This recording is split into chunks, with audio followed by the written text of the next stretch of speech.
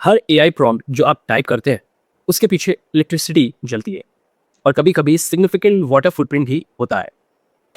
दुनिया के सबसे बड़े डेटा सेंटर हैं नॉर्दर्न वर्जीनिया में, जहां आज के डेट में लोग एक्सपेंशन के खिलाफ प्रोटेस्ट कर रहे हैं। लेकिन इंडिया में हम इसी रेस में अग्रेसिवली एंटर कर रहे हैं, बिना सवाल किए, बिना कुछ जाने। सवाल क्या है? सवाल ये है कि क्या हमने इसका कोई लॉन्ग टर्म इम्पैक्ट कैलकुलेट भी किया है? नहीं। Hey friends, welcome back to Trady talks. मैं हूं वकार, आप सभी का यार। आज की वीडियो पे हम बात करेंगे डेटा सेंटर के बारे में, जो काफी चर्चे में है इन दिनों। यूनाइटेड स्टेट्स के ईस्ट कोस्ट पर वॉशिंगटन डीसी के पास एक रीजन है जो क्वाइटली दुनिया का इंटरनेट का बैकबोन बन चुका है। That is northern Virginia. Industry routing estimates के मुताबिक ग्लोबल इंटरनेट ट्रैफिक के 60 से 70% किसी न किसी स्टेज पर इसी कॉरिडोर के पास गुजरता है। 1990s में ये फार्मलैंड डोमिनेटेड एरिया था। फाइबर बैकबोन डिप्लॉयमेंट और फेडरल प्रॉक्सिमिटी ने टेलीकॉम इंफ्रास्ट्रक्चर को अट्रैक्ट किया। फिर क्लाउड कंप्यूटिंग का एरा आया और धीरे धीरे ये वर्ल्ड का लार्जेस्ट डेटा सेंटर क्लस्टर बनकर रह गया। सिर्फ लॉर्डन काउंटी में 25 मिलियन स्क्वायर फीट से ज्यादा डेटा सेंटर स्पेस डेवलप हो चुका है। आज यहाँ 200 से ज्यादा फैसिलिटीज ऑपरेट कर रहे हैं और टोटल इंस्टॉल कैपेसिटी 3 से 4 गीगावाट रेंज क्रॉस कर चुकी है। डेटा सेंटर्स ने रीजन को मैसिव टैक्स रेवेन्यू दिया, मल्टी बिलियन डॉलर इन्वेस्टमेंट आए, इंफ्रास्ट्रक्चर ग्रो हुआ, कॉर्पोरेट क्लाउड जायंट्स ने इस एरिया को अपना बैकबोन बना लिया। लेकिन आप तो जानते होंगे कि किसी चीज के स्केल करने को लोड भी कहते हैं। ठीक वैसा ही कुछ हुआ।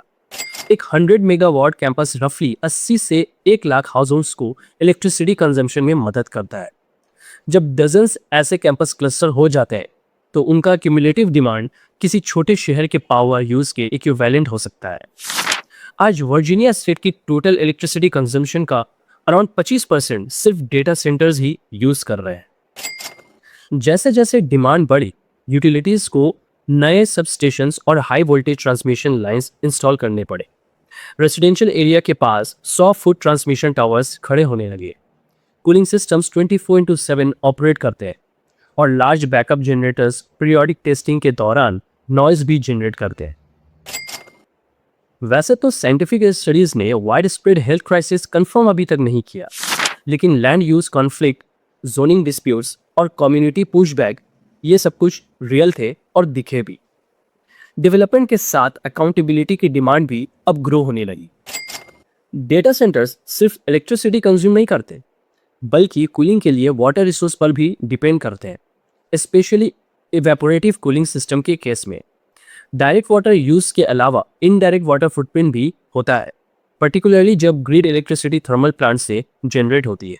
एक सिंगल फैसिलिटी मैनेजेबल लग सकता है, लेकिन जब रीजनल क्लस्टर बन जाता है तो क्यूमुलेटिव इम्पैक्ट इक्वेशन चेंज हो जाती है। यही वजह है कि नॉर्दर्न वर्जीनिया में डिबेट सिर्फ ग्रोथ की नहीं है, बल्कि प्लानिंग की भी है। अब चलिए इंडिया पर फोकस करते हैं। 2023 तक इंडिया का इंस्टॉल्ड डेटा सेंटर कैपेसिटी रफली 800 से 900 मेगावाट के आसपास था और प्रोजेक्शंस 2026-27 तक इसे 1.7 से 2 गीगावाट तक ले जाने का है। मुंबई, चेन्नई, हैदराबाद और नोएडा जैसे जगह मेजर ग्रोथ हब्स बनकर रह गए हैं। लेकिन इंडिया का बेसलाइन काफी डिफरेंट है नॉर्दर्न वर्जीनिया से। पर कैपिटा इलेक्ट्रिसिटी कंजम्पशन रफली 1300 से 1400 किलोवाट आवर है, जबकि यूनाइटेड स्टेट्स का 12,000 के क्रॉस है पर कैपिटा कंज्यूम करने में। इंडिया के multiple district water stress face करते हैं और peak summer demand already grid पर प्रेशर क्रिएट करता है। मतलब सेम मेगावाट एडिशन का सिस्टमैटिक इम्पैक्ट इंडिया में कंपैरेटिवली ज्यादा सेंसिटिव हो सकता है।